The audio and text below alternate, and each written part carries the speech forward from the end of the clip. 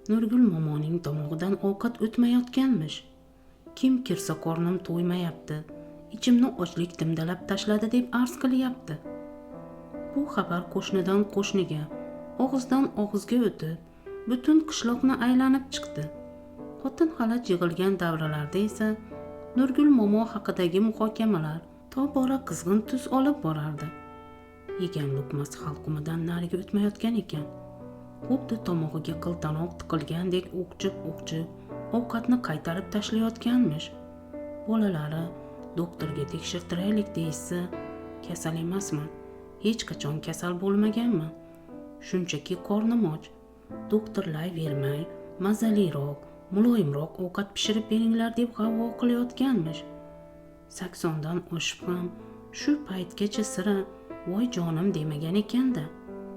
Qaysar kampir shifoxonaga bormagach uyiga doktor olib kelishibdi. U maxsus apparatlarda tekshirmay turib biror narsa deya olmayman. Qizilo'ngachida muammo borga o'xshaydi, deb mujmal gapirib ketibdi. Temir tersakka kuni qolmay o'lsin. Odamning rang-ro'yiga qarab dardini bilolmaydi-yu, tag'in doktorman deb kerilishiga balo bormi? Undan ko'ra bir qoshiqqina ovqat berlaring, deb Nurgul momo xarxasha qilayotganmish. Yoshlar bu gaplarga unchalik e'tibor bermasa-da, keksa otaxon va onaxonlar bir-biriga ma'noli qarab, o'z holicha bemorning umr yo'lini tahlil qila boshlashdi. Nurgulning birovga juda foydasi tegmagan bo'lsa ham, lekin kimgadir qattiq ziyon yetkazganini bilmayman, dedi qishloqning eng keksa oqsoqoli Abdulaziz ota. Oilada 2 qiz edi. Hurniso degan opasi bo'lardi.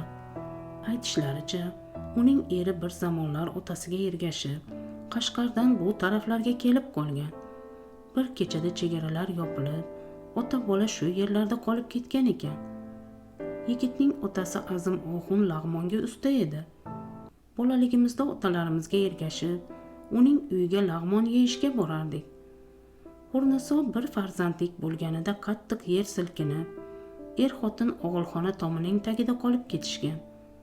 Kavlab olishganda ikkalasi ham bandalikni bajo keltirgan ekan. Azim Oxun 3 yasharlik nabirasi bilan bo'zlab qolavergan. O'sha bola 9-10 yoshlarga yetganda bobosi ham og'ir bir xastalikka chalindi-yu, omonatini topshirdi. Ularning uy joyiga mana shu Nurgul egalik qilardi. Qishloq adog'idagi eski bog' o'rni Azim Oxunning hovlisi edi. Odamlarning aytishicha, u Nurgulga uy joyini berib, nabirasini o'qitib, uyli joyli qilishga yetgulik mablag' qoldirib ketgan ekan. 9-10 yoshlaridan keyin bola bu yerlarda ko'rinmay qoldi. Nurgul bolani nima qilganini birov bilmaydi. Abdulaziz otaning bu so'zlarini Nurgul momoning o'g'liga yetkazishga shoshganlar bo'ldi. Onangiz bir yetimning haqqini yeb ketgan ekan. Shuning uchun azob tortayotgan bo'lmasin tag'in, deguvchilar ham topildi. Ammo Nurgul momoning turmush o'rtog'i rahmatli Saidakbar agronomni tanigan bilganlar tilini tishlashdi. Negaki tanti, cho'rtkesar Saidakbar xotini va bolalariga birovning haqqini yediradigan nomard emasdi-da. Abdulaziz otaga aytinglar, qarigan chog'ida onamga bunday tuhmat qilmasin. Otamiz bizni birovning haqqidan hazar qiladigan qilib tarbiyalagan, dedi Nurgul momoning to'ng'ich o'g'li Said Jalol. Uning uka-singillari ham shu fikrda edi. Oradan kunlar, oylar o'tsa-da, Nurgul momo ochlik azobidan qutula olmadi. Endi u bir parchagina bo'lib qolgan, hatto 8-da o'qiydigan jikkakkina chevarasi ham uni ko'tarib goh ayvonga olib chiqar, goh ichkariga olib kirardi. Hamisha yonboshidan qo'ymaydigan toshdek qattiq bo'lishi, biroz og'irlik qilishini hisobga olmaganda, kampirni ko'tarish unchalik qiyin emasdi. Bolishning jildi kirlanib, yaltillab ketgan edi. Nabira qizlari yuvib bermoqchi bo'lsa, Nurgul momo bolishni bag'riga yanada mahkamroq bosgancha tumshayib olardi. Shu bolishda bir sir bor, dedi Said Jalolning xotini Zarifa, to'ng'ich qiziga dil yorib. Ilgari uni sira ko'rmagandim. Yaqindan beri enangning qo'lida paydo bo'lib qoldi. Odatda u kiyimlari va buyumlarining kirchir bo'lishini suymasdi. eski tuskularning ichidan topib olgan bo'lsa kerak. Ehtimol buvamni eslatayotgandir. Shunga yuvishga bermayotgan. Ha, to'g'ri aytasan. Odam qariganda yoshlikdagi xotiralarga suyanadigan bo'lib qoladi deyishadi. Bir kosagina lag'mon yegim kelyapti. Suvdan bir qultimi tomog'imdan o'tsa ham mayli. Momo bir oydan beri tinimsiz shu so'zlarni takrorlardi. Uning injiqligi, xarxashalariga ko'nikib, endi unchalik parvo qilmay qo'ygan nabiralari bu gapni eshitganda har safar bir-biriga nochorgina qarab qo'yishardi. Bir kosagina lag'mon bo'lsa, bir kosagina lag'mon. Yana o'sha xarxashasini boshladimi? Dedi bog'dagi yumushlaridan toliqib kelgan Saidjalol. Ha, nima qilishni ham bilmayapmiz. Qizlar lag'mon cho'zib bersa, yoqtirmay kosa posasi bilan turtib to'kib tashlaydi. Bu lag'mon emasmish, lag'mon boshqacha bo'larmish. Shu payt ichkaridan yana Nurgul momoning tovushi eshitildi. Bir kosagina lag'mon bo'lsaydi, Nodirim kelsaydi, lag'mon qilsaydi. Uning tovushida armon, o'kinch, dard bor edi. Nodir degani kim bo'ldi ekan? Bugun ertalabdan beri uning otini tilidan qo'ymayapti, dedi Zarifa eriga mo'ltirab qarab. Qani oldiga kiraychi, balki bir gapini olarman. Saidjalolni ko'rishi bilan kampirning serajin yuzida umid ifodasi akslandi. Nodirimni topadigan odam bormikan bolam? Oyi, Nodir deganingiz kim? Birovning omonati edi-da, birovning omonati bolam. Kampir bir nuqtaga tikilib o'y surib qoldi. Birozdan keyin esa o'g'liga ilkis o'girilib, iltijoli ohangda dedi. Bir kosagina lag'mon olib kelinglar. Qornim o'lgudek och. Axir dunyoni so'ramayapman-ku sizlardan bolam. Go'yo ichimda bir ilon bordek, ochlik o'lgur mana shu yerimni timdalab tashladi-da. Nodir deganingiz lag'monchimidi oyi?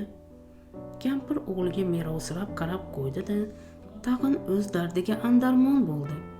Bir kosagina lag'mon, anqoning urug'imas-ku bolam. Nabira keliningiz pishirib bersa yoqtirmasangiz, u sho'rlik sizni xursand qilish uchun ataylab shaharga borib, uyg'urcha lag'mon qilishni o'rganib keluvdi. Kampir birdan sergaklandi. Ko'zlarida o'zgacha bir ifoda zuhurlandi. Uyg'urning yo'li ochilibdimi bolam? Saidjalol nima deyarini bilmay tizzasiga shapatiladi. Ey Xudo, bu qanday dard axir? Qancha shifokorlarga ko'rsatdim, apparatlarga tushirdim. Soppa-sog' deyishadi. Nima qilsam ekan-a? Uyg'urning yo'li ochilgan bo'lsa, Nodirim o'sha yoqlarga qochib ketgandir. Qo'li uzunroq tanishlaring bo'lsa, uni surishtirib ber. Menda omonati bor edi. Qanaqa omonat? Bu bilan ishing bo'lmasin. Nodirimni top. Bir kosa lag'mon pishirib bersin. Jon bolam, Nodirimni topib kel. Saidjalolning boshi qotdi. Ertalabgacha ko'ziga uyqu ilinmadi. Bomdod namozini o'qidi-yu, Abdulaziz otaning uyiga qarab jo'nadi. U qishloqning kattasi, ko'p gaplardan xabardor. Ustiga ustak, uning qashqarlik Azim Oxun haqidagi gapi bilan onasining telba teskari so'zlari bir-biriga mos kelayotgandek. Bilganimni aytganman. Aftidan, onang Xurnisoning bolasini so'rayotgan ko'rinadi. Imkoning bo'lsa uni surishtirib top, dedi Abdulaziz ota. Uyga horg'in bir alfozda kirib kelganida singillari, o'g'il-qizlari yig'ilib o'tirishgan ekan. Nurgul momoy esa bir kosa lag'monning dardida tinimsiz javranar, yig'lar, yalinar, nabira chevaralarini dakkilar va yana kimlardandir o'pkalab qarg'anardi. Bugun juda quyushqondan chiqib ketdi, dedi Zarifa. Keliningizga kosani otib yuboribdi. Uni sira yupatolmayapman. Ketamanlab uyda yig'lab o'tiribdi. Bir tarafda qaynonam, bir tarafda kelinim, ikki toshning o'rtasida ezilib ketdim otasi.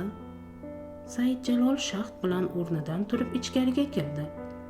Qornim och, bir kosagina lag'mon beringlar, deb o'tirgan onasining ro'parasiga cho'kdi. Oyi, Xurniso xolamni eslaysizmi? Kampirning xira tortgan ko'zlari birdan porlab ketgandek bo'ldi. Hurnisonimi? Ha. Nurgul momo ko'zlarini pirpiratib, bir muddat unga termilib turdi-da, birdan ho'ngrab yig'lab yubordi. Uning dardida ado bo'lganman-ku bolam. Ota-onamdan qolgan yolg'iz merosim shugina Hurniso opam edi. Meni ne g'amlarga tashlab ketdi-ya. Voy jigarim-a, jigarim. Bu dunyoda o'ynab kulmagan, eri bilan qo'shmazor bo'lgan jigarim. Kampir u tortib izzillarkan, hamisha yonidan qo'ymaydigan bo'lishini qo'liga oldi. Tolchivoqdek ozg'in tortgan barmoqlari bilan uni silab siypaladi. So'ng bir so'z demay, allamahalgacha bir nuqtaga tikilib o'tiraverdi. Momo jim bo'lsa-da, ich-ichidan to'liqib yig'layotganini shashqator ko'z yoshidan bilsa bo'lardi. Onasining qalbidagi og'ir bir dard kulini qo'zg'ab, alangalatib qo'yganidan afsuslangan Saidjalol horg'in holda Nurgul momoning oyoq tarafiga yonboshladi. "Bolam", dedi bir payt onasi hazin tovushda. "Hur opamdan qolgan omonat bor edi." Saidjalol onasining tovushida tiyrak bir ifodani ilg'ab, shoshib o'rnidan turdi-da, ro'parasiga chordana qurib o'tirdi. "Xo'sh, Nodirimga mehr ko'rsatmadim. Jigarimdan qolgan merosni avaylay olmadim bolam. Men xom sut emgan banda ochko'zlik qildim." Kampir og'ir xo'rsindi. Endi uning uy-joyi huvillab yotibdi. Opamdan, pochchamdan, azim o'xundan qolgan omonatga xiyonat qilganmi? Nega? Kampir bo'lishga ishora qildi. Mana buni deb. Bu nima o'zi? Kampirning birdan tusi o'zgardi. "Ishing bo'lmasin. Avval qornimni to'yg'az. Bir kosa lag'mon topib berolmagan bolani bola deb bo'ladimi? Bor jo'na." Onasidan tayinli gap ololmagach, Saidjalol o'g'li Saydahror bilan maslahatlashdi. Arxivdan Azim Oxun va uning nabirasi haqida so'rab surishtirishni tayinladi. O'zi esa yoshi ulug' qarindoshlarini yo'qlab ketdi. Endi unga onamning dardi uzoq o'tmishga borib taqalmayotganmikan degan o'y tinchlik bermay qo'ygandi.